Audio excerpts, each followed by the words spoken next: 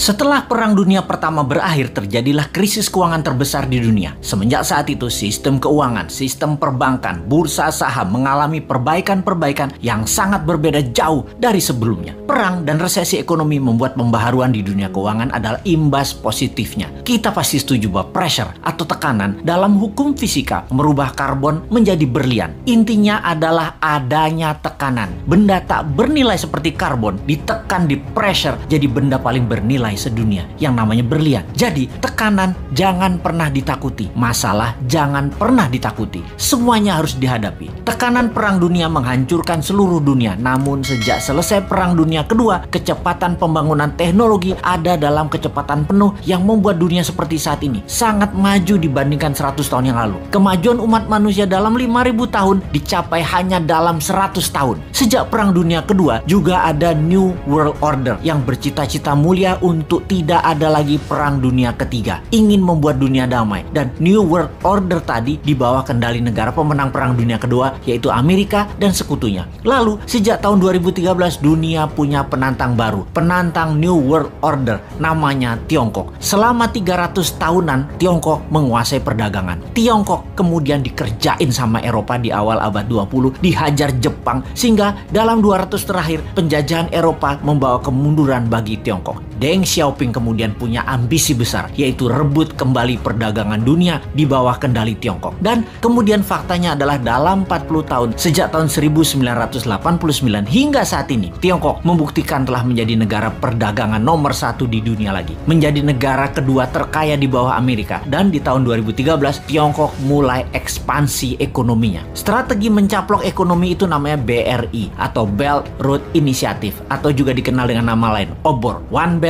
One Road. Dunia diikat atau di belt menjadi satu, semuanya ke arah Beijing. Negara di bawah Tiongkok diperlakukan seperti provinsinya Tiongkok, sampai menggunakan yuan mata uangnya. Banyak negara Afrika, Asia, Amerika Latin yang mulai dikendalikannya. Memang ekonominya negara tersebut terlihat maju, tetapi hanya fisiknya saja yang maju, yaitu gedung, jalanan, namun kedaulatannya terambil, terutama uangnya. Sungguh, darahnya ekonomi adalah uang, dan uangnya itu harus pakai yuan. Di tahun 2016, seorang Sontoloyo yang namanya Trump menang presiden di Amerika, dan selama 4 tahun terjadilah perang dagang yang dimenangkan Amerika secara telak. Tiongkok tidak tinggal diam. Globalis cabal yang sejak lama bersama mereka memilih presiden lemah yang namanya Biden dan dimenangkan. Amerika mendadak menjadi mitra Tiongkok kembali saat ini. Pada saat PKC, Partai Komunis Tiongkok, beberapa minggu yang lalu ulang tahun ke-100, Xi Jinping dengan berani mengatakan akan memenggal kepala negara yang berani membuli Tiongkok, akan mengambil kembali Taiwan, Hong Kong, dan Macau. Bukan one country two system, tetapi one country Tiongkok only, dan menyiapkan 1000 silo tempat peluncuran roket berhulu ledak nuklir. Saat ini dunia dalam keadaan Perang Dunia Ketiga melawan virus akan menjadi perang militer Perang Dunia Ketiga sesungguhnya. Pernyataan sederhana dari pakar intelijen yang mengatakan, kalau Amerika tidak serang Tiongkok sekarang, mendiamkan Tiongkok sampai 10 tahun ke depan, Amerika tidak akan pernah menang perang dengan Tiongkok. Tiap tahun Tiongkok akan semakin kuat dan semakin kuat. Indonesia bagaimana? Pepatah gajah berkelahi dengan gajah, pelanduk mati di tengahnya. Jangan sampai terjadi. Amerika dan Tiongkok berperang, jangan sampai Indonesia jadi pelanduk mati di tengahnya. Kita harus segera berdaulat. Ambil kesempatan ini untuk berdaulat. Inilah masa yang tidak ada lagi yang terbaik dibandingkan masa ini. Pertama, Bappenas membuat perhitungan dengan rinci. Berapa cost accountingnya untuk Indonesia menjadi negara superpower di tahun 2045? Berapa biayanya? Buat 3 step. Menjadi negara berdikari di tahun 2025, menjadi negara maju 10